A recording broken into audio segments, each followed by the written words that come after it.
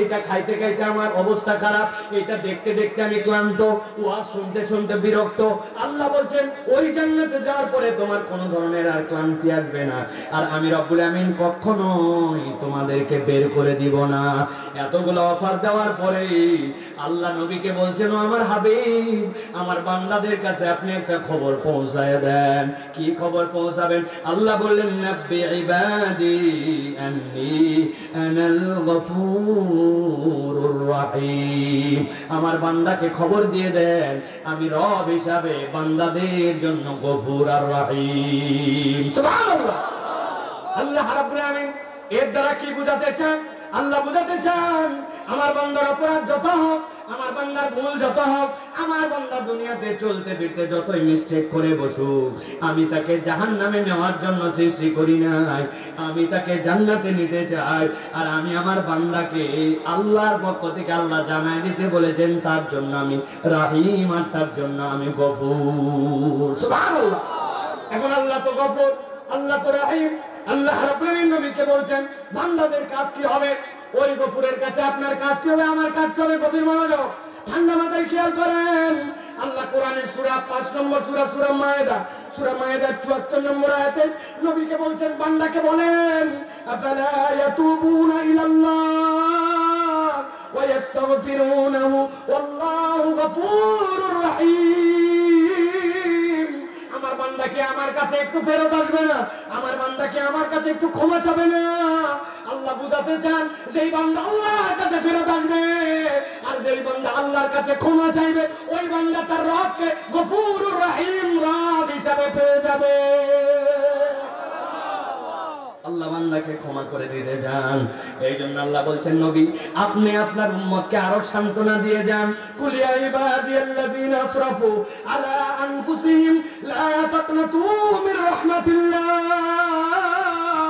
ও আমার নবী আপনি বলেন, কুল ইয়া ইবাদি, ও আমার বান্দারা, আল্লাযীনা তোমরা যারা আসরাফু বাড়াবাড়ি করে ফেলেছো, আলা আনফুসিহিম তোমাদের অন্তরের উপরে, তাদের অন্তরের উপরে, লা তাকনাতু কখনো নিরাশ হয়ে যেও না মির রাহমাতিল্লাহ আল্লাহর দয়া থেকে। আল্লাহ নিজেই নিজেকে জানাচ্ছেন, ইন্নাল্লাহ ইয়াগফিরুয যুনুবা জামিআ। ও বান্দা তোর গুনাহ কত আমি আল্লাহ জানাই রাখলাম, ইয়াগফিরুয যুনুবা জামিআ। তোর যত গুনাহ যিনি ক্ষমা করে দিতে পারেন তিনি হচ্ছেন গাফফার। সুবহানাল্লাহ। আল্লাহ নিজের পরিচয় গফুর দিয়েছেন, কিন্তু আল্লাহ গাফফার বলেছেন ফাআল থেকে। এইটার ব্যাখ্যা হচ্ছে বান্দা যতবার অপরাধ করে আল্লাহর কাছে যতবার ক্ষমা চাইতে পারে, তার থেকে বেশি যিনি ক্ষমা করতে পারেন তিনি হচ্ছেন আপনার আমার রব গাফফার। আল্লাহ রাব্বুল আমিন এই জন্য বান্দাদের জন্য বলছেন, বান্দা তোমার কাজ কি বান্দা জানো? ওয়া আনিবু ইলা রাব্বিকুম ওয়া আসলিমু লাহু। বান্দা তোর কাজ বেশি কিছু না, দুইটা কাজ। ওয়া আনিবু তোর রবের সাথে তুই সম্পর্ক জুড়ায় রে, তোর রবের কাছে তুই ফেরত চলে আয়। ওয়া আসলিমু আর রবের কাছে তুই, আল্লাহর কাছে তুই মাথা নত কর, সারেন্ডার হয়ে যা।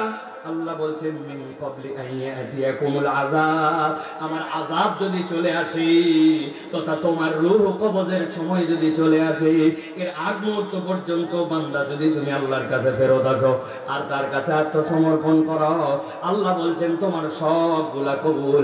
কিন্তু যদি তোমার কাছে ওই আযাব চলে আসে, সুম্মা লা তুনসারুন, আর তোমার সাহায্য করার মতো কেউ থাকবে না। অতএব আল্লাহ বুঝাতে চান, বান্দা বয়স মেপে অপেক্ষা করে কখন আল্লাহর কাছে ফেরত এসো না।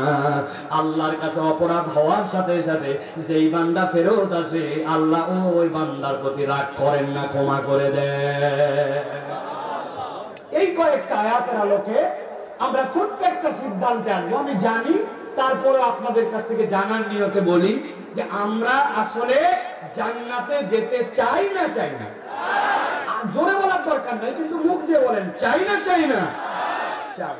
2 নম্বর জিজ্ঞাসা হচ্ছে, জান্নাতে যেতে চাই, কিন্তু ছোট বড় জানা অজানা, ইচ্ছায় অনিচ্ছায়, আমাদের শয়তানের প্ররোচনায়, মানব শয়তানের প্ররোচনায় আমাদের জীবনে গুনাহ আছে না নাই?